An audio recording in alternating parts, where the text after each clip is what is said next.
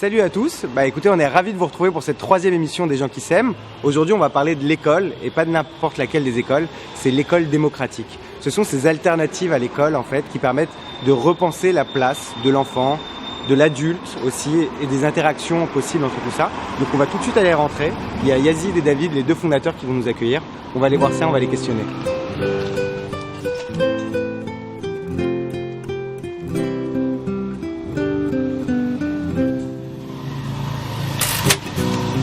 Salut Yazid. Ça va? Je dois enlever mes chaussures? Ouais. C'est la règle initiale ici. Pas de soucis. Au moins c'est convivial quoi. Bah ouais, c'est ça que j'avais en scène. C'est sympa. Bon alors, ici on est à l'école démocratique. Ouais, exactement. Okay. Ça consiste en quoi l'école démocratique? Bah écoute, c'est une école un peu particulière, donc qui ne ressemble pas vraiment aux écoles qu'on a l'habitude de voir en France et ailleurs. Donc c'est une école, donc, pour le dire de façon un peu brève, qui est libérée des classes d'âge, emploi du temps, programme, rythme scolaire et évaluation. Donc en fait c'est une école dans laquelle les enfants sont libres de définir eux-mêmes leur parcours d'apprentissage en choisissant leurs activités, leurs passions, leurs centres d'intérêt, sans aucune forme de coercition exercée par les adultes. L'idée étant que les personnes viennent au monde naturellement apprenantes, qu'on n'a pas besoin de leur apprendre à apprendre. Donc elles arrivent au monde, elles apprennent à marcher, à parler, à manger, à faire tout un tas de choses entre 0 et 3 ans, naturellement, sans qu'on pense à leur attribuer un professeur. Et nous, on considère qu'il n'y a pas de raison que cet élan vital s'arrête subitement à 3 ans. Okay. Et donc, très naïvement, en fait, on se dit qu'il n'y a pas de raison que ce qui est vrai entre 0 et 3 ans ne soit pas après. Il n'y a pas de prof, il n'y a pas de salle de classe. C'est pas une école, en fait, l'école démocratique. Bah, c'est une école, mais au sens grec du terme. Tu sais, l'origine du mot, c'était scolé, ouais. Qui, en fait, renvoie à la notion de loisir, en fait. Et ça ressemble finalement en fait à l'origine étymologique du terme, c'est-à-dire qu'ici on retrouve le véritable sens de l'apprentissage, qui est donc de toute façon indissociable de la notion de plaisir et d'envie et de motivation intrinsèque. Parce que c'est là en fait que notre conviction est importante, c'est que nous on pense vraiment que l'apprentissage n'est réel qu'à condition qu'il y ait une véritable motivation de la personne à aller vers son sujet, vers sa thématique, vers son activité, tu vois. Tout au contraire de ce qui se passe dans une école traditionnelle ou classique, ou comme on veut l'appeler, dans laquelle tu vas plutôt être forcé à rentrer dans un moule, tu vois, où on va t'expliquer quelles sont les disciplines qui valent le coup d'être approfondies, le rythme auquel il faut qu'elles le soient, les évaluations auxquelles il faut que tu te soumettes pour valider ton niveau, etc., etc. Alors que, tu vois, nous on considère que c'est simplement dans une interaction libre et non contrainte avec le monde extérieur, avec les gens qui t'entourent, que tu apprends, que tu découvres. D'ailleurs, on en fait l'expérience tous les jours en tant qu'adulte, tu vois. Et donc nous on considère que voilà, il n'y a pas de raison on prive les enfants en fait de ce privilège, si tu veux, d'apprendre librement, à leur rythme, ce qu'ils ont envie d'apprendre, et donc en fait de se construire comme individu de cette façon-là. Alors tout ça justement c'est le thème de l'émission d'aujourd'hui, on va pouvoir l'explorer ensuite lorsqu'on va rejoindre David, Clara, Felipe et Nathalie, oui. Parce que je pense qu'il y a pas mal de choses à dire, ne serait-ce que pour nous, pour comprendre tout ce fonctionnement, pourquoi placer la démocratie dans l'école, et je t'invite à aller les rejoindre, on va aller discuter de ça avec eux tout de suite. Allons-y. Allez go.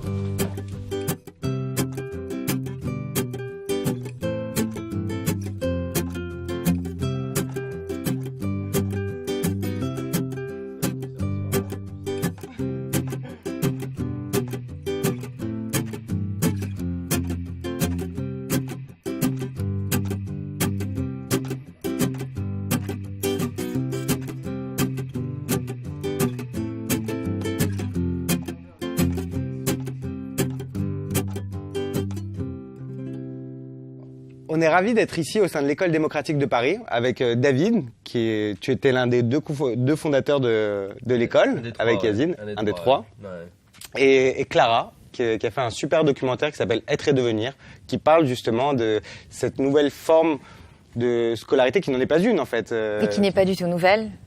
Ok. D'accord, dont on va pouvoir discuter. Et il y a bien sûr Felipe qui s'est pas mal intéressé justement au documentaire puis au livre qui porte le même nom, Être et devenir, dont on va discuter un peu aussi. Et enfin Nathalie, qui présente une super initiative qui s'appelle les Fourmis Vertes, voilà, qui est une initiative d'éducation populaire à l'écologie. Par Marie-Noël Bott. Voilà, dont on va pouvoir discuter aussi. Mais je pense d'ailleurs qu'on va commencer assez rapidement avec ton film et ton livre, parce qu'ils vont nous permettre de mieux comprendre le sujet, justement. on appelle ça déscolarisation, mais peut-être que le mot est biaisé. Ça vaudrait le coup d'expliquer quel est ce parcours et pourquoi on en vient à découvrir plein d'écoles en France maintenant qui s'ouvrent sur ce thème-là. Ouais. Des écoles démocratiques où on pratique les apprentissages autonomes. En fait, déscolariser, ça sous-entend que tu as été à l'école et que tu en sors. Non scolarisé, voilà, c'est apprendre comme tu l'as appris depuis la petite enfance. Les deux apprentissages les plus compliqués qu'on ait jamais à apprendre de notre vie, c'est la marche et la parole. La langue maternelle, mais éventuellement les langues de la famille et de l'entourage. Et on les fait en vivant, en observant, en imitant, parce qu'on a envie de s'insérer dans la société et qu'on est automotivé. Donc en fait, cette philosophie, c'est de continuer d'apprendre de cette façon-là, ne pas interrompre, c'est suivre le rythme de l'enfant, c'est le laisser choisir pour lui-même ce à quoi il a envie de consacrer du temps. Et donc ça peut être sans lieu, enfin dans la vie, voilà, dans le grand bain de la vie, comme le dit André Stern, qui est un enfant de 45 ans qui n'est jamais allé à l'école et qui a écrit un livre sur son expérience. Et ça peut être aussi dans une école démocratique, donc il y en a de plus en plus et je m'en réjouis. Il y en a 3 à Paris, il y en a partout dans le monde, partout en France. Et toi, Felipe, justement, tu t'es intéressé à ce livre et au film, justement. Ouais. Oui, carrément. J'ai découvert l'enseignement autonome.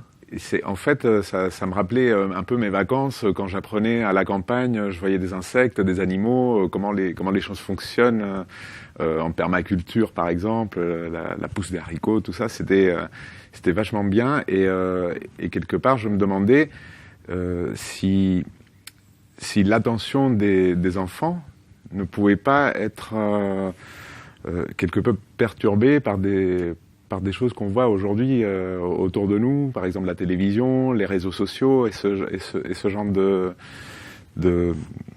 quelque part de moyens de communication qui vont happer l'attention des enfants pour pas se concentrer dans leur propre rythme et leur propre apprentissage. Est-ce que la télévision, par exemple, n'est pas un grand perturbateur dans ce type d'expérience ? Peter Gray, qui est un chercheur à Boston College, a beaucoup écrit sur ce sujet. Moi, j'ai eu la chance de le rencontrer en ciné-échange à Montréal et à Los Angeles. Et il est dans le livre. D'ailleurs, il a un blog où il parle énormément de ces questions-là, parce qu'il a fait ses recherches à Sudbury, donc qui est une école démocratique aux États-Unis, sur le modèle de laquelle sont basées beaucoup d'autres écoles démocratiques dans le monde, et également dans le monde du unschooling. Et ce qu'il répond en fait, c'est que si on y va par défaut, oui, absolument, il y a un souci. Mais s'il y a tout un menu de possibilités, comme c'est le cas dans la vie, dans le monde du unschooling, tu es constamment exposé à d'autres personnes, à des choses qui sont en train de se passer, qui vont te happer beaucoup plus finalement qu'un écran. Je pense qu'il y a énormément de peur dans ce que tu dis. Mais oui, l'écran a un certain pouvoir, mais la vie aussi. Et donc, si tu choisis d'aller à un écran, ce sera vraiment un choix, parce que c'est ce que tu choisis de faire à ce moment-là. Mais quand tu regardes des enfants qui sont libres de leurs mouvements et de leurs activités, c'est d'eux-mêmes que, voilà, c'est terminé, ils se lèvent et ils passent à autre chose, en fait. Tu vois pas des enfants qui sont scotchés à un ordi et il faut les en arracher, en fait. Ça n'existe pas. Donc, le principe ici, à l'École démocratique de Paris, c'est qu'on peut faire ce qu'on veut, finalement. Et tout le monde est contraint par les mêmes règles. C'est quoi le postulat de base, en fait, qui justifie de créer, puisque cette école, elle est super jeune, elle a 1 an. Elle a 1 an, elle finit sa première année sa première année scolaire, ouais. Et c'est né de quel besoin, la naissance de l'École démocratique de Paris ? Personnellement, ouais. Moi, ça a été un besoin, un besoin de proposer à ma fille, qui a 6 ans aujourd'hui, un système différent, totalement différent, j'insiste, parce que entre le classique et les écoles démocratiques, il y a tout un pan qu'on appelle alternatif et qui, moi, me convenait pas en fait. Et puis aussi un besoin personnel que de pouvoir continuer à avoir une activité professionnelle en fait. Ce qui fait, le fait d'avoir décidé de créer cette structure où effectivement tous les individus qui font partie, ce qu'on appelle nous les membres actifs, font ce qu'ils veulent de leur journée. Alors il y a une différence entre faire ce qu'on veut et faire n'importe quoi. On y fait ce qu'on veut, mais on n'y fait pas n'importe quoi. D'où cette notion de règles et de cadre qui fait que on évite tout individualisme, égoïsme et on respecte en fait ce collectif, on respecte l'autre et on respecte ce cadre et on est garant de ce cadre de liberté qui nous est donné à chacun. Voilà. C'est-à-dire qu'il y a à la fois une grande liberté qui est proposée, mais il y a aussi cette notion de vie collective qu'on doit respecter. Il y a un équilibre à trouver en permanence entre les deux, que ce soit avec les enfants, mais aussi avec les adultes, parce que tout le monde a les mêmes règles, en fait. Et c'est l'idée de se dire que on va tous apprendre ensemble et de manière autonome, ce que tu disais juste avant. Ouais. Oui, c'est ça. En fait, tu sais, ça renvoie à ce qu'on se disait tout à l'heure par rapport au fondement de l'école, qui est que les enfants sont libres d'apprendre à leur rythme, etc., au nom de l'idée qu'ils seraient naturellement apprenants. Et donc les adultes n'exercent aucune forme de contrainte sur le libre épanouissement des enfants. Et en fait, si tu veux, il y a une articulation entre cette première conviction et la deuxième, qui est à l'origine, au fondement de notre école, qui est que les enfants et les adultes sont des égaux. Et que du coup les enfants sont des personnes à part entière. Et donc c'est là qu'on retrouve toute la force du caractère démocratique de notre fonctionnement, qui veut que, contrairement à un établissement scolaire traditionnel, ou d'ailleurs n'importe quel collectif de personnes, qu'il soit un collectif de production, qu'il soit la société dans son ensemble, a tendance à reproduire des mécanismes en fait de prise de décision qui tend à donner à une minorité de personnes réputées plus intéressantes, plus intelligentes, plus riches, etc. Donc ces personnes-là se voient attribuer la totalité des prérogatives de prise de décision, donc, au détriment des autres. Donc ils décident pour les autres. Alors qu'ici, justement, ce qu'on essaie de faire, ce qu'on s'efforce de faire ici, c'est précisément de se doter de tous les outils qui nous permettent de décider collectivement de tout ce qui a trait à notre vie ensemble. Donc tu vois, on a un seul organe de décision ici, il s'appelle le conseil d'école, il se réunit toutes les semaines, le jeudi. C'est dans le cadre de ce conseil d'école qu'on va prendre toutes les décisions qui ont trait à la mise à jour du règlement intérieur, au déblocage de budget, au recrutement de nouveaux membres, d'ailleurs qu'ils soient adultes ou enfants. Donc ça c'est important aussi. On parle de membres ici, on parle pas d'adultes, on parle pas d'enfants. Personne ici dit les enfants, on va aller faire telle activité, ça n'existe pas. Donc l'exclusion, le recrutement, la décision de faire telle ou telle activité qui va concerner le collectif, etc., etc. Tu vois. Et donc de façon générale, en fait, ce qui infuse dans le collectif à partir de ce conseil d'école, c'est l'idée que rien ne s'impose aux enfants du simple fait qu'ils soient des enfants, soumis à l'autorité d'adultes qui seraient réputés mieux savoir ce qui est bon pour eux, si tu veux. Et donc à partir de là, t'as toute une mécanique qui se met en place qui permet aux enfants de s'approprier leur existence et de comprendre que ils ont leur mot à dire dans la façon dont on fonctionne, ils ont leur mot à dire dans le rythme qu'ils vont avoir, ils ont leur mot à dire dans tout ce qui les concerne eux en tant qu'individus, si tu veux, et aussi dans ce qui les concerne eux en tant que membres d'une collectivité. Et donc c'est là que tu vois, c'est intéressant de voir comment est-ce que notre école, elle permet aussi à des enfants de s'approprier pleinement cette notion de citoyenneté, cette notion de démocratie, de souveraineté, qui au passage sont quand même fondamentaux pour que notre société redevienne réellement démocratique et puisse se confronter aux défis qui vont s'imposer à elle dans les prochaines décennies, quoi. Peut-être je rajouterais aussi cette notion de responsabilité, en fait. On est dans une société, en tout cas, un des constats qu'on a pu faire tous les deux, c'est qu'on vit dans une société complètement irresponsable. Hein, on partage tous à peu près le même constat, mais foncièrement, en fait, on éduque nos enfants de manière totalement irresponsable. On infantilise les enfants. On infantilise ensuite les adultes dans le monde de l'entreprise. Et en fait, ici, cette notion, pour revenir à ce que tu disais, cette notion de liberté, elle est fortement liée à une notion de responsabilité. Pour être très clair, en fait, on abolit toute notion de hiérarchie dans cette école. Voilà. Il n'y a pas de différence entre un adulte et un enfant, il n'y a pas de prof, il n'y a pas d'élève, il n'y a pas de sachant, il n'y a pas d'apprenant, et il n'y a pas d'autorité aussi. L'autorité, elle est partagée par tous. Et donc, d'où cette notion de responsabilité. On va demander autant de responsabilité d'être garant du cadre de liberté de cette école à un enfant de 10 ans un individu de 42 ans. Hein, c'est exactement la même chose. Donc ici, il n'y a pas de surveillant, il n'y a pas de CPE, il n'y a pas de police. Voilà. Et c'est ça qui fait aussi la beauté. C'est-à-dire que ici, tu es libre et responsable. Et on apprend ce juste équilibre, même si nos membres viennent d'abord pour la liberté, ils apprennent aussi assez rapidement cette notion de responsabilité. Et justement, il y a un reportage qui a été fait par Gabriel et Michel qui parle de tout ce fonctionnement-là propre à l'école et qu'on peut retrouver d'ailleurs en cliquant sur le lien. Et moi, il y a une question quand même, parce qu'on va mettre les pieds dans le plat à un moment donné, c'est est-ce qu'on apprend vraiment en laissant cette autonomie absolue? C'est ça aussi, c'est intéressant, c'est quand tu dis à l'autre, tu es responsable de ta vie en fait. C'est ça qu'on propose à nos enfants, que ce soit en non-scolarisation, en école démocratique, c'est tu es entrepreneur de ta vie. Et on te fait totalement confiance. Rien pas en disant ça, mais en le vivant, on voit qu'il y a un retour de ces individus-là qui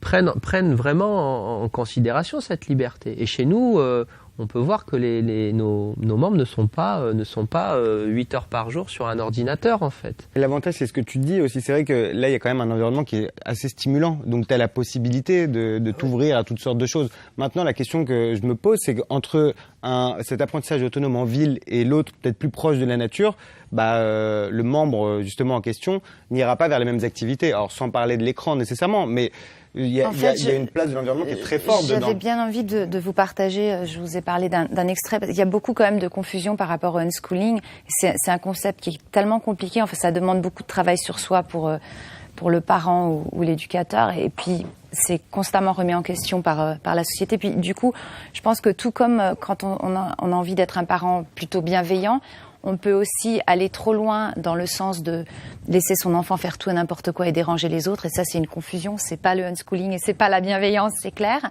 Et on peut aussi mal comprendre le unschooling et penser que c'est laisser l'autre gérer sa vie. Et en fait, il y a une Américaine qui s'appelle Sandra Dodd qui a un site où elle recense des écrits de plein de monde.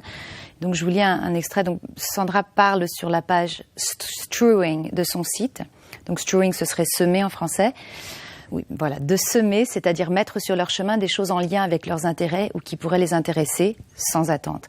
Apporter des idées, des objets, des rencontres, des expériences, des possibilités de toutes sortes aux enfants sans jamais les forcer, mais en proposant, parfois en conseillant. Pam Solution en parle ainsi. Je trouve que c'est super clair. Le unschooling est comme une danse entre des partenaires qui sont si parfaitement en phase l'un avec l'autre qu'il est difficile de dire qui guide. Les partenaires sont sensibles aux indications de chacun, aux petits mouvements, aux légers décalages et ils réagissent. Parfois l'un dirige et parfois c'est l'autre. Le unschooling n'est pas s'asseoir et attendre que les enfants viennent nous voir avec des idées sur ce qu'ils veulent faire. Ce serait une approche beaucoup trop non interventionniste, passive. Les parents unschoolers sont très impliqués dans leur rôle d'offrir le monde à leurs enfants. Savoir quand faire marche arrière et quand intervenir et participer activement est un art. Et même quand les enfants sont occupés à poursuivre leurs intérêts de leur propre chef, les parents unschoolers sont attentifs et préparés à proposer des extensions ou des alternatives. Et une spectatrice demandait en salle, est-on toujours dans le unschooling si on propose un jeu à son enfant ? Ce qui est dingue, en fait, c'est vraiment aller beaucoup trop... Donc, et Claudia Renaud répond, mais je vous laisse consulter le livre. Découvrir la suite d'un livre. Mais... Justement, est-ce que c'est accessible à tous? Par exemple, l'école démocratique de Paris, j'imagine que ça a un coût. Ça demande peut-être une implication de la part des parents aussi. Voilà, comment ça fonctionne? En fait, il n'y a pas une forme d'élitisme à un moment donné auquel on peut être confronté là-dessus? Alors, l'école démocratique de Paris est une école privée hors contrat. Et en tant que telle, du coup, elle ne bénéficie d'aucune forme de subvention publique. Donc, elle s'en remet, à des financements privés pour pouvoir payer ses factures, son loyer, ses salaires, etc., etc. Donc, on facture des frais de scolarité qui sont pour l'instant de 5 550 € par an. Ce qui d'ailleurs est en dessous, en fait, déjà d'une part des écoles privées sur Paris, qui pour certaines d'entre elles vont jusqu'à 15, 20, 30 000 € par an, et qui sont même en dessous du coût moyen d'un enfant, de la scolarité d'un enfant dans le système public, qui est estimé autour de 8 000, 8 500 € par an. En fonction des niveaux, ça peut varier. Pour les gens qui sont en classe préparatoire, ça va au-delà de 10 000 €. Donc, coût pour les contribuables. Oui, c'est assez le coût pour les contribuables, voilà. qui est transparent parce qu'on ne le voit pas, parce qu'il est inclus dans les impôts qu'on paye, mais voilà, c'est un coût qui est conséquent. Donc les 5 550 € par an, c'est ce qui nous permet pour l'instant de tourner en tant que structure, parce qu'on est une structure associative donc qui a besoin de financement pour fonctionner. Après, ce qu'on a fait, ce qu'on a commencé à mettre en place déjà cette année, ce qui est quand même pas rien, puisque c'est notre première année d'existence, c'est des systèmes de bourse. Grâce à la générosité d'un certain nombre de mécènes qui nous accompagnent, pour des durées d'ailleurs assez longues, ils sont engagés sur plusieurs années, on a la possibilité, grâce à ces mécènes, d'accueillir des enfants dont les parents n'auraient pas les moyens de payer l'intégralité des frais. Donc là, c'est une première étape en fait dans notre travail qui consiste justement à rendre cette école totalement démocratique et totalement accessible à toutes les bourses. Aujourd'hui, juste pour info, cette année, on a eu 15 boursiers sur 40. Ok, c'est assez important. Donc ouais. voilà. Ce qui est quand même pas rien, oui, parce qu'on parle d'une école qui a ouvert en septembre, tu vois. Donc si tu vas chercher une école privée hors contrat qui ouvre en France, déjà en général elles n'ont pas de système de bourse, et d'autre part, si c'est le cas, ça arrive après plusieurs années d'existence. Donc là, cette possibilité qu'on a eue d'accueillir pratiquement une moitié de boursiers, c'est quand même quelque chose de non négligeable. Avec des bourses qui vont de 30 à 80% en prise en charge de frais scolarité. Donc là aussi, c'est pas rien. Mais c'était foncièrement L'envie que vous aviez quand vous l'avez en fait, ouais. si on s'appelle démocratique, on peut pas Évidemment, sinon ouais. on aurait mis école royaliste de Paris, tu vois. Mais foncièrement, effectivement, c'est un véritable souhait de notre part, voire un idéal, c'est-à-dire que d'être quasiment nous on a l'objectif qu'on soit l'école privée hors contrat en France à être gratuite. Ça serait génial. Et là, on vous invitera pour avec plaisir, pour boire du champagne, parce que mais on pense en fait, parce que c'est outre les bourses, on développe nous des formations par exemple, c'est-à-dire qu'on dépoussière aussi le modèle économique d'une école privée. Aujourd'hui, on voit école privée, c'est école catho, en règle générale, école catho. Cher. Aujourd'hui, c'est plutôt école Montessori, cher. Voilà, donc on va parler de ce qu'il y a un reportage dessus. Et nous, on est là pour se dire, mais attends, il faut qu'on rentre de l'argent parce que on est avant tout, même si on est une structure associative à but non lucratif, mais on est quand même une entreprise. C'est-à-dire que là où on est, ça coûte de l'argent. On vit pas que d'amour et de démocratie. Tu vois, il y a des coûts. Mais par contre, on a la possibilité de redéfinir le modèle économique d'une école. Et à travers des formations, à travers la location de l'espace, à travers des conférences qu'on fait payantes, qu'on commence à faire payantes, à travers aussi le développement de partenariats avec des entreprises, parce que là, peut-être on l'abordera, mais les entreprises aujourd'hui ne recherchent plus des gens obéissants. On a un très bon soutien, c'est un de nos parrains, s'appelle Michel Hervé, il est chef d'entreprise, 2800 collaborateurs, et il nous soutient totalement, parce qu'il croit en fait il est persuadé que les écoles démocratiques sont les écoles du futur. De toute façon, c'est évident qu'on ne peut pas demander à une personne qui a été dans un système où on exigeait de lui qu'il soit obéissant et docile de s'émanciper ensuite. Et cette expression de dire « think out of the box si on a toujours grandi dans l'idée de servir quelque chose, on ne peut pas s'en émanciper du jour au lendemain. Donc effectivement, l'apprentissage, il va se faire aussi tout au long de la jeunesse. Enfin, d'obéissance, En fait, on apprend l'obéissance et après on dit « sois un libre penseur ». Mais en fait, si je peux me permettre, parce qu'on parle beaucoup, le mot démocratique revient beaucoup. Et puis moi j'ai toujours considéré que c'était le moindre mal, mais que c'était pas non plus idéal. Et pour ceux qui ont envie de créer une école, en fait, il y a vraiment plein de pistes. Il y a aussi des écoles consensuelles. Donc à Los Angeles, Play Mountain.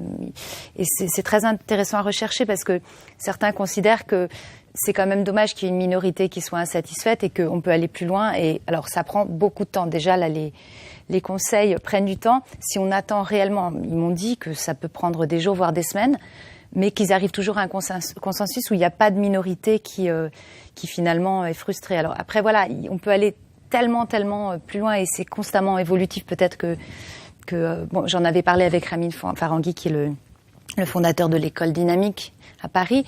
Et pour lui, c'était un peu utopiste. Mais c'est des questions passionnantes, je trouve, autant en tant que citoyen que dès la petite enfance. Ouais, bien sûr.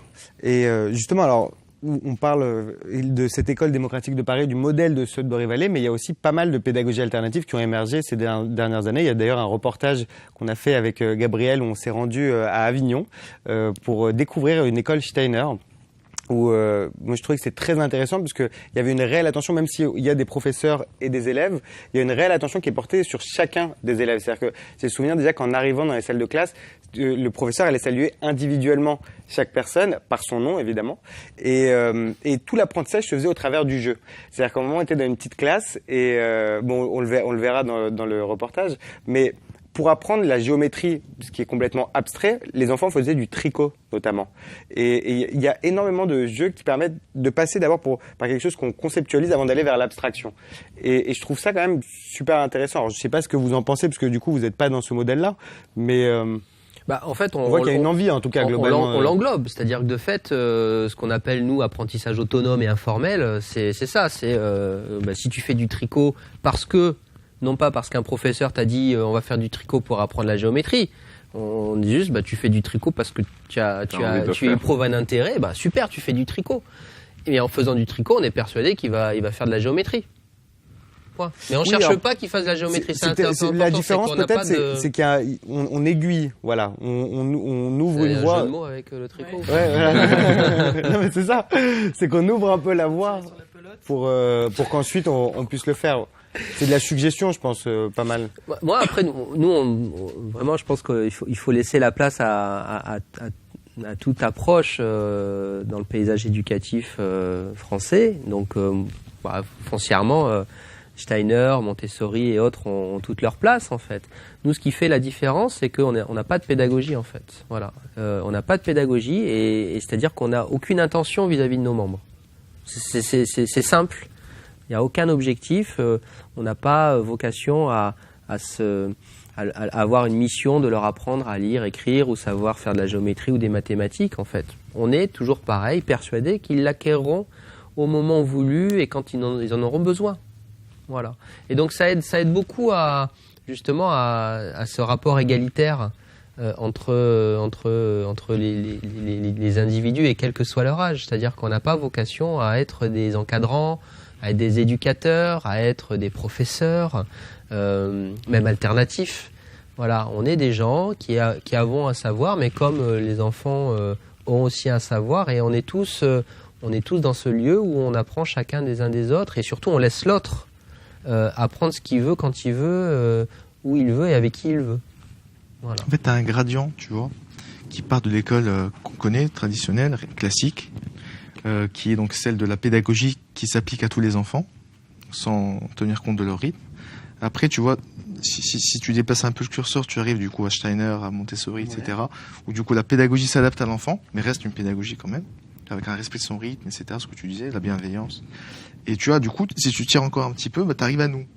Et nous, c'est l'abolition de la pédagogie. Pédagogie au sens étymologique du terme. Oui, ce que tu disais tout à l'heure, c'est que c'est pas une école alternative, c'est une alternative à l'école. C'est ça en fait. Ouais, parce que dans pédagogie, ça traduit bien le. Ouais, c'est ça. Parce que dans pédagogie, qu'est-ce que tu as étymologiquement? Tu as paidos, donc c'est l'enfant, et tu as gogia, qui veut dire guider, tu vois. Et nous ici, on ne guide personne en fait, tu vois. Cette notion de guider un enfant vers un objectif dont on considère qu'il est vital pour lui, parce qu'on pense que voilà ce qu'il faut qu'il apprenne, voilà ce qu'il faut qu'il n'apprenne pas, etc., etc. Ici, ça n'existe pas, tu vois. Dès sa naissance, l'enfant est réputé être l'égal de l'adulte, tu vois. Et donc à partir de là, ça induit un fonctionnement qui, par définition, exclut toute forme de pédagogie. Donc c'est ça qui fait la différence avec des écoles qui d'ailleurs font des choses intéressantes, tu vois. Moi, je trouve ce que tu disais par exemple sur l'approche pour le coup éducative de Steiner, qui part du concret pour aller vers l'abstrait. D'une certaine façon, tu vois, ça, ce que disait David tout à l'heure, ça ressemble à ce qu'on fait là, si tu veux, cette espèce de renversement dialectique du rapport entre l'abstrait et le concret. Parce qu'il y a plein de choses en fait à l'école qu'on rejette parce qu'on nous les apprend. Quoi, c'est ça, la géométrie, les maths, la biologie, etc. Il y a plein de choses en fait qu'on nous apprend en partant en fait de l'angle de l'abstraction, et du coup en fait ça suscite un rejet. Enfin moi ça m'est arrivé. L'excès inverse, c'est que donc ça reste quand même du dogme à appliquer à tous les enfants. Et donc par exemple chez Steiner, Steiner considérait que c'était nocif d'apprendre à lire et à écrire aux enfants avant l'âge de 7 ans. Et donc, théoriquement, et puis j'ai rencontré une enseignante Steiner qui m'a dit que ça lui avait posé des problèmes dans sa vie professionnelle. Si un enfant de 3 ans ou 4 ans lui pose une question en lien avec l'écriture ou la lecture, dans l'école Steiner où elle était, qui était stricte sur ce dogme-là, elle n'avait pas le droit d'y répondre. Et pour elle, ne pas avoir le droit de répondre à la question automotivée d'un enfant était complètement contre-instinctif et elle a fini par changer de métier. Peut-être dans un exemple extrême là. Je suis pas sûr que ce soit représentatif. En tout cas, ça n'est pas. En fait, ça fait partie de la théorie de Steiner. Mais comme vous nous interviewez tout le matin, je me réfère au livre parce que mon cerveau n'est pas encore tout à fait accroché, mais les innovateurs de l'éducation comme Freinet, Steiner, Montessori étaient constamment en mouvement, en recherche. À leur mort, leurs travaux deviennent souvent des dogmes, des méthodes figées à suivre à la lettre pour tous les enfants. Et c'est là le souci. S'ils étaient vivants, mais ça aurait encore évolué considérablement. Et d'ailleurs, ils incitaient à ce qu'elle évolue eux-mêmes. À remettre en question les choses. Moi, je ne vais pas donner d'exemple parce que je n'ai pas envie de cracher sur d'autres institutions. Je pense que non, je vais pas le faire. Mais je voudrais revenir au coût tout à l'heure parce qu'on a parlé du coût financier. Mais en fait, pour les parents, il y a un autre coût en fait, qui est un coût émotionnel. C'est-à-dire que ici, les parents, en fait, ils doivent faire totalement confiance à leurs enfants en fait. Et ça génère des peurs énormes. C'est-à-dire que quand on leur dit, il n'y a pas d'encadrant, il n'y a pas de guide, votre enfant il va évoluer, il va s'épanouir à son rythme. Juste, nous, c'est, en fait, on est un super terreau et l'enfant c'est la petite graine et on met la petite graine et elle va pousser. Vous inquiétez pas. Alors là, il y a un truc qui se crée. On projette un peu toutes nos envies, nos désirs sur nos enfants. On projette nos envies, mais on a aussi tout ce conditionnement d'adulte où, pour réussir, il faut avoir son bac, il faut faire des études supérieures, etc., etc. Il faut savoir lire, écrire, compter, mais on pense pas que on peut lire, écrire, compter d'une autre manière. Donc il y a ce coup où, en fait, effectivement, moi personnellement, j'ai vraiment beaucoup comment dire, je suis redevable à ces parents qui décident de sauter en parachute en fait. C'est un saut en parachute qu'on leur demande de faire, avec beaucoup de courage parce qu'ils sont obligés de dépasser leur peur, de travailler sur leur peur. Et ça je trouve que c'est aussi intéressant, c'est que à partir de ce qu'on peut appeler éducation, il y a quelque chose qui va faire tache d'huile en fait.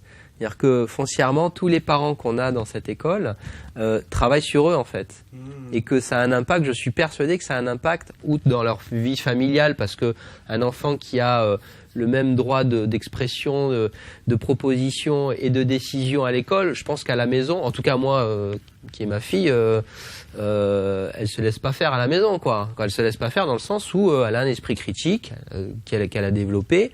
Elle ose s'exprimer, elle ose dire papa, je suis pas d'accord avec toi. Papa, t'as pas le droit de m'imposer quelque chose. De quel droit tu fais preuve d'autorité? Donc j'imagine que dans toutes les familles, c'est un peu comme ça. Donc ça a un impact. Et c'est comme ça. Et puis ensuite, l'adulte qui va être dans l'entreprise, et c'est comme ça qu'on peut recréer une nouvelle société, en fait. Bon, en tout cas, humblement, c'est ce qu'on voudrait qui se passe. Et qu'est-ce qui devient après, d'ailleurs? Pour ces enfants, on se pose la question. Je crois que tu en parles très bien, justement, dans ton film, Être et devenir. Voilà, c'est quoi la suite? Est-ce qu'ils arrivent à s'intégrer dans la société? Est-ce que certains décident de passer le bac, peut-être? Qu'est-ce que ça donne lorsqu'ils sortent de... Finalement, Peter Gray, encore une fois, est une super référence pour ça, parce qu'il n'y a pas vraiment d'études qui ont été faites en France, mais dans les pays anglo-saxons, oui. Et donc, Peter a recherché aussi bien à l'issue de Sudbury que du unschooling. En fait, il a retrouvé toutes les catégories de métiers représentées dans les jeunes qui avaient évolué de cette façon-là. Donc, en fait, finalement, au final, le choix du métier, enfin, tout va rester possible, évidemment, puisque si on décide d'aller à l'université, on va avoir besoin du bac, donc on va se donner les moyens de le passer, parce qu'on veut être vétérinaire ou pilote, et que c'est inconcevable de l'être sans passer par ce système-là. Donc on va apprendre des codes, c'est vraiment des codes. Je connais un garçon qui est dans le film, qui s'exprime pas, mais c'est le petit frère d'Océane, qui était à l'époque justement à l'université. Lui, quand il a décidé... C'était lui ou Hugo, son grand frère? Ils sont 7, alors c'est compliqué dans cette famille. Mais l'un des frères, quand il a décidé de passer le bac, en fait, il aimait beaucoup la biologie et il a eu, je crois, 3. Et donc, il a trouvé ça très étrange. Il est allé demander sa copie. Il l'a montré à un copain qui, lui, était passé par le système scolaire, en lui disant « Mais c'est quoi le problème ?» Et son copain lui a dit « Mais en fait, la réponse est bonne, mais le chemin, tu l'as complètement inventé, donc il te manquait les codes, et puis on attendait ça de toi. Donc en fait, il a potassé littéralement les codes, et puis il a eu une très bonne note l'année suivante. Et il l'a eu. C'est un travail intensif de quelques en fait, dans mois. lequel on est confronté après. Mais si c'est un besoin, Mais c'est par choix. voilà. En fait, ici, on dit, quand les parents nous disent, est-ce que nos enfants vont pouvoir passer le bac? Alors on dit, s'ils veulent, en fait. À la différence du monde classique, où moi, par exemple, ma mère, je savais pas quoi faire de ma vie, ma mère, elle dit, mais passe ton bac, tu verras après, quoi. Et puis après, avoir passé mon bac, toi aussi, hein. Ici, c'est vois d'abord et passe ton bac éventuellement. C'est-à-dire que si t'es pas motivé, si t'es motivé pour passer ton bac juste pour faire plaisir à papa ou maman ou parce que tout le monde fait la même chose, ou par pression sociale, foncièrement, là, tu as besoin d'un système classique où tous les jours, on va te contraindre dans un emploi du temps et dans des matières pour arriver à atteindre ce fameux Graal, parce que c'est encore considéré comme ça. Alors qu'ici, si tu es motivé, ce n'est qu'une somme, mais pas motivé pour passer le bac, c'est motivé pour autre chose. Là aussi, on a une membre qui a réellement envie de faire Sciences Po. Donc, elle n'a aucun problème pour réviser son bac, en fait. Oui, parce que le bac n'est qu'une simple formalité pour aller vers ce qu'elle souhaite faire comme études supérieures, c'est-à-dire Sciences Po. Et franchement, elle n'a même pas besoin de nous, en fait, pour réviser son bac. Elle a besoin de personne. Elle se débrouille, elle trouve ses propres moyens, elle est autonome et ce qui nécessite de la motivation, en fait. Oui. D'ailleurs, tu sais, une partie qui m'a interpellé dans le film de Clara, c'est quand vous interviewez la personne qui travaillait pour une université américaine et qui disait, mais nous, on reçoit des enfants qui ne sont pas scolarisés et ça nous intéresse vraiment parce que ça fait des livres penseurs. Ils ont une certaine fraîcheur qu'on ne retrouve pas chez les élèves qui ont suivi un parcours traditionnel. Et donc, quelque part, ça intéresse les grandes écoles ou les... je ne sais plus à quelle école c'était. Elle était... Harvard. Elle était à Brown. Elle était associate dean, donc correctrice de Brown pendant, je ne sais plus, 12-13 ans, tout en ayant 5 unschoolers qui ont fini par tous aller à l'université, en fait. Et en fait, ce qu'elle disait aussi, c'est qu'ils sont là parce que c'est leur choix. Ils se sont donc donné les moyens, et c'est pas parce que c'est ce qu'on attendait d'eux dans un parcours sans faute et qui faisaient ce qu'on attendait d'eux, pour répondre aux attentes des autres. Donc ça fait une énorme différence. Et elle disait que souvent ils deviennent copains avec leurs enseignants parce qu'ils ont tellement de questions. Et les profs, c'est génial pour eux, quelqu'un qui est vraiment intéressé, qui est pas juste là parce que c'est ce qu'on attend de lui. Et donc, finalement, il y a tellement de questions qui finissent par aller prendre un café, et puis ils deviennent amis, ils créent réellement des liens, parce que voilà, ils ont envie d'apprendre, ils ont envie de continuer la conversation. Ils deviennent des sortes de mentors. Voilà. Quelque part. Et c'est gratifiant pour les profs. Parce que le fin mot de l'histoire, en fait, si tu veux, c'est qu'elle, l'école telle qu'on la connaît, si tu veux, elle te prépare pas à aller vers ce qui te plaît, en fait. C'est-à-dire que tout ton parcours scolaire, il est conditionné par ton niveau, en réalité. C'est ça qui se passe. C'est-à-dire que moi, je suis arrivé en terminale, 6 mois avant le bac, je savais pas trop qu'est-ce qui se passait après. Et donc, je suis allé voir les conseillers d'orientation avec mes parents, etc. On s'est posé et ils nous ont dit, voilà la palette de choix que vous avez. Donc, c'est quoi ton niveau? Donc, je leur ai montré mes bulletins, etc. Ils m'ont dit, mais toi, il faudrait que tu fasses une prépa. Et en fait, c'est comme ça que, du coup, en déroulant le fil de la pelote, tu te retrouves en école de commerce. En fonction de ton concours, tu auras HEC ou tu auras une autre école.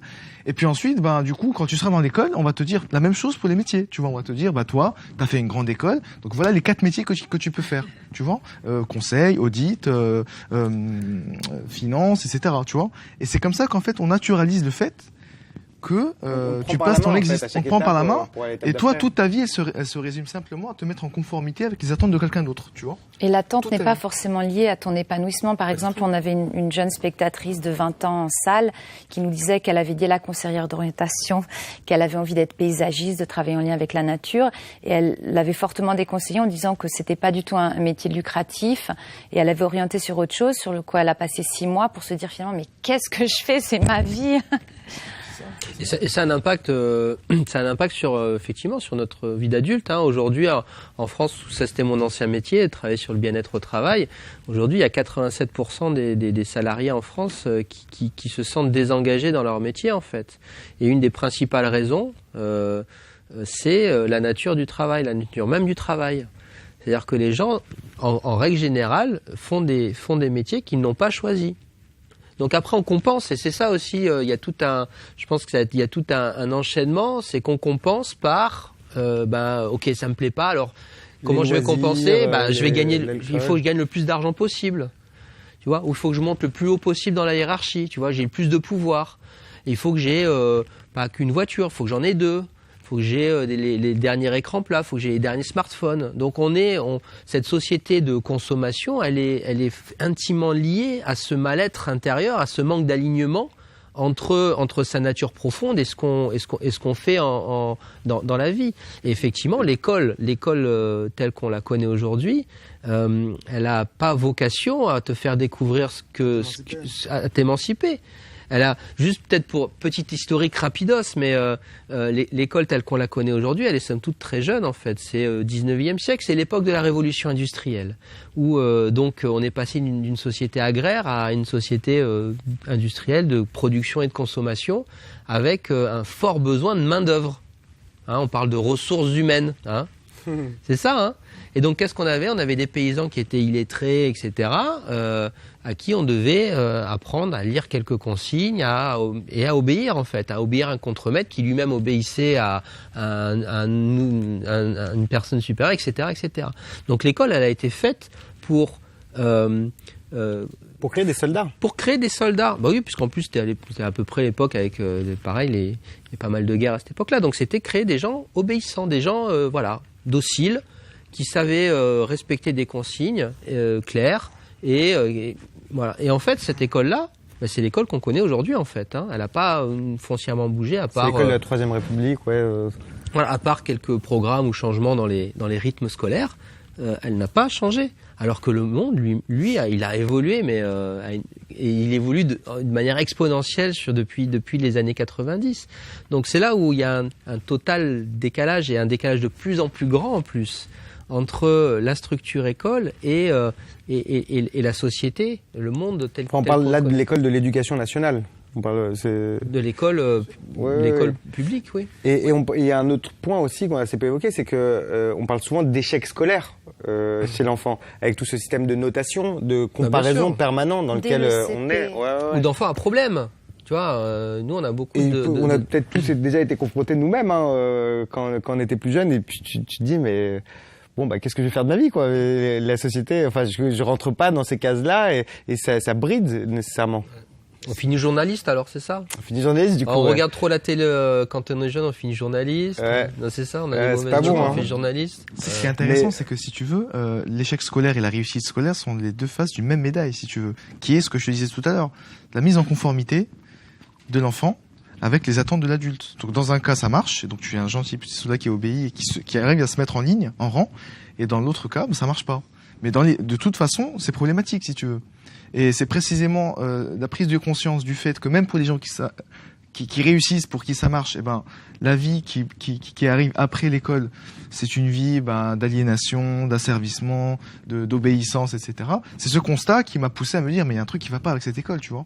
C'est-à-dire que je savais déjà, on le sait tous assez vite d'ailleurs, qu'il y a toute une portion de la population qui est mise à l'écart par ce système scolaire parce qu'elle n'a pas les bonnes notes, parce qu'elle n'y arrive pas, etc. Mais on n'arrête pas de nous vendre cette histoire de la méritocratie et qu'à la force de ton travail, tu vas pouvoir y arriver parce que tu auras une bonne note et tu auras une école. Et moi, c'est précisément le fait d'être dans cette portion-là de la population et d'être malheureux malgré tout qui m'a fait me poser la question. Ouais, mais ce qui est vachement intéressant, excuse-moi, mais c'est pas parce que tu as des bonnes notes. En fait, une spectatrice, ça fait 3 ans qu'on tourne avec le film, que j'en ai rencontré une jeune fille de 23 ans qui nous disait en public, et souvent c'est des gens qui sortent du placard, qui disent des choses qu'ils n'ont jamais dit à personne, ils disent à des inconnus en public, c'est super émouvant, qu'elle souffrait encore aujourd'hui du syndrome de la bonne élève, et qu'elle passait sa vie à faire plaisir aux autres. Mais comme elle était première de la classe, personne ne supposait qu'il y avait un problème. D'ailleurs, il y a un très bon bouquin qui est sorti qui s'appelle La révolte des premiers de la classe, que je conseille, parce qu'il est génial en fait. Il parle justement de tous ces gens qui avaient des super notes, qui étaient vraiment qui cochaient toutes les cases de la réussite scolaire, sociale, etc., et qui se rebellent en fait, tu vois, parce que ils ont des métiers à la con, parce que ils s'ennuient, parce qu'ils s'ennuient, parce qu'ils ont pas le temps de voir leurs enfants, parce que tu vois, ils ont juste pas le temps de vivre en fait, tu vois. Mais tu parlais des possibilités de faire ce choix, et donc David avait répondu par rapport au coût de l'école, et moi je t'ai pas répondu. En fait, Ce qui se passe, c'est justement que c'est un choix de vie global et que, bon, forcément, il va falloir passer plus de temps avec tes enfants. Donc, a priori, les gens qui vont faire ce choix ne seront pas forcément des gens pour qui la priorité est la carrière et accumuler des richesses, parce que ça va être incompatible. Alors, tu payes quelqu'un et tu délègues. Tu payes quelqu'un pour être le parent à ta place. Mais forcément, on va passer plus de temps, mais ça ne veut pas dire que tu vas être tout le temps avec ton enfant, bien au contraire. Est-ce que ces expériences, justement, permettent de récupérer des savoir-faire qui se perdent avec l'uniformisation de l'école ou des métiers qui se perdent? Est-ce que les enfants font revivre ça, ou même les parents? Bien sûr, ce qui est très touchant, c'est que nous, on a tendance dans notre société quand même à séparer les aînés des petits et mettre certains dans des maisons et pas du tout au même endroit que les petits.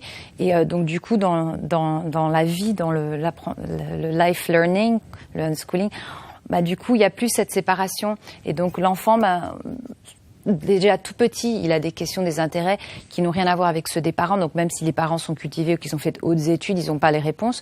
Donc les enfants sont très forts pour se trouver un réseau de mentors bénévoles, et ça passe souvent par un grand-père retraité qui vit dans l'immeuble et qui est lui aussi passionné de menuiserie, d'astronomie, de jardinage, va savoir. Et donc ils passent du temps ensemble et ils développent une amitié, et ça recrée du lien entre les générations. Et c'est vraiment ça aussi le unschooling, c'est le lien. Et c'est vraiment très très très fort, parce que du coup, ça, pour quelqu'un qui est passionné par quelque chose et que la société est un peu isolée parce qu'il est retraité, tout d'un coup partager ça avec quelqu'un et ces amitiés qui sont des amitiés sincères et véritables, parce que les amitiés se font par affinité et pas par tranche d'âge. Donc un petit garçon me disait l'autre jour qu'il avait passé l'après-midi avec son copain, et il me racontait, c'était super intéressant. Et puis au bout d'un moment, par habitude, je lui dis: il a quel âge ton copain? Il me dit 86 ans. C'est magnifique. Ouais. Et justement, je reviens sur ce que tu dis, c'est que cet apprentissage-là, il se fait collectivement. Enfin, l'implication des parents est énorme dans ce choix-là de vie au quotidien, dans ce qu'ils vont insuffler. Et ça me fait rebondir un peu sur ce principe d'éducation populaire à travers les fourmis vertes, où on va aller dans les banlieues pour sensibiliser à l'écologie, là pour le coup, mais on s'adresse à tous les âges, en fait. Et oui, une personne formidable en banlieue qui s'appelle Marie-Noëlle Bott, qui a créé en 2009 une association qui s'appelle les Fourmis Vertes. Je l'adore vraiment, et j'ai la chance de temps en temps d'intervenir auprès d'elle, en fait. Et donc, que fait Marie-Noëlle? Donc, elle a plein de... Déjà, c'est une autodidacte aussi. Elle était destinée à être designer. Elle a fait des tonnes de choses très modernes. Elle a construit plein de choses, des voitures, des lunettes. Et à un moment donné, changement de vie, c'est pas du tout pour moi. Et donc, elle a utilisé toute sa créativité, toute son intelligence et son autonomie pour créer cette école cette association qui fait de l'éducologie, de l'éducation à l'écologie et son territoire. Elle pourrait le faire partout. Mais en fait, elle va en banlieue, au cœur des cités, pour 60 à 70% de ses interventions. Et donc, elle se met au milieu de la place avec son camion, elle gonfle sa petite tente comme ça, qu'elle a fait elle-même. Voilà. Et puis, la population au préalable a été avertie par un affichage qu'elle arrive. Et quand elle arrive, elle monte son petit matos, tout le monde voit qu'elle est là, et les gens descendent. Les gamins, les ados, les mamans, les papas, et ça circule à fond. Les gens en profitent pour parler énormément. Tout le monde a une anecdote. Alors, évidemment, elle a un petit parcours comme ça pédagogique que moi j'ai appris. Alors normalement, tu commences comme ça, et puis après tu les amènes à ça. Ça va leur poser des questions sur la matière et d'où ça va et comment ça peut se transformer et quelle est la part de créativité que vous aussi, messieurs dames, vous pouvez avoir. Mais évidemment, ça part toujours dans tous les sens. Et donc, quelquefois, on revient un petit peu parce qu'on a envie de donner tel contenu ou les interroger. Et donc, c'est d'une richesse, d'une rencontre, parce qu'au final, au début, on peut être 5-6, mais à la fin, on est toujours 30, 40, ça circule dans tous les coins, tout le monde a une anecdote. Et puis, en plus, c'est il y a énormément de « Ah, mais moi, ma grand-mère au Maroc, elle faisait ça, etc. » Et donc, ça permet à toute une population vraiment de discuter. Je ne peux qu'en parler avec enthousiasme. Justement, c'est le lien avec cet apprentissage permanent dont vous parlez, à travers l'école et qui s'arrête jamais, en fait. Parce qu'il y a la rupture au moment de l'école traditionnelle qu'on a, et là, ça va dans cette philosophie-là, qui est de se dire, on va apprendre en permanence. Pour le moment, les écoles démocratiques vont environ de 3 à 20 ans, mais il commence à exister, surtout dans les pays anglo-saxons, des learning centers, des centres d'apprentissage où théoriquement, ça pourrait aller de la naissance à la mort. Et en fait, on a déjà, c'est maintenant courant même en France, des espaces de co-travail. Et ce que me disait Naomi Aldort, c'est qu'elle imaginait très bien, en fait, juste à côté, avoir des espaces de co-apprentissage, où ce soit fluide finalement. Le jeune qui a besoin d'aller travailler sur un logiciel qui est sur un ordi à l'espace de co-travail peut tout à fait y aller. Et le parent ou l'aîné qui a envie d'apprendre quelque chose, évidemment qu'il est bienvenu pour apprendre à l'espace de co-apprentissage. Donc tout ça finalement, c'est des bibliothèques puissance 1 million. Où tout est possible et où il n'y a pas d'âge pour... voilà, c'est pas parce qu'on a 17 ou 18 ans ou 20 ans qu'on a arrêté d'apprendre. Comme Arnaud Stern le dit dans le film, je suis bien content à 80 ans d'avoir encore des choses à apprendre et que j'ai envie d'apprendre, sinon ce serait quand même dommage. C'est la vie, quoi. On est programmé pour apprendre depuis la naissance jusqu'à notre mort. Et je pense que c'est une très bonne morale d'ailleurs pour clôturer un peu ce débat, parce que ça fait déjà 1 heure qu'on discute, mais c'est effectivement ça, faut pas oublier d'apprendre en permanence et d'avoir envie d'apprendre, quel que soit l'âge, quelles que soient les choses, que de toute façon il y en a des milliards des choses à apprendre, et comme nous on pourrait prendre encore beaucoup de temps pour en discuter. Ce sera peut-être l'objet d'une prochaine discussion. On est en train d'apprendre ensemble. Exactement, on apprend ensemble. En tout cas, merci beaucoup, merci à toi Clara. Et donc il y a ce DVD qu'on connaît maintenant quand même pas mal, qui est Être et devenir, puis ce livre. Et le VOD qui est sorti aussi pour le livre et le VOD sont sortis pour les 3 ans du film en salle. Donc maintenant il y a tout, c'est complet. Merci à vous deux, Yazid et David, d'avoir pris le temps de nous expliquer le fonctionnement de cette école démocratique de Paris. Merci beaucoup et on vous dit à très bientôt pour une prochaine émission des gens qui s'aiment. Au revoir. À bientôt.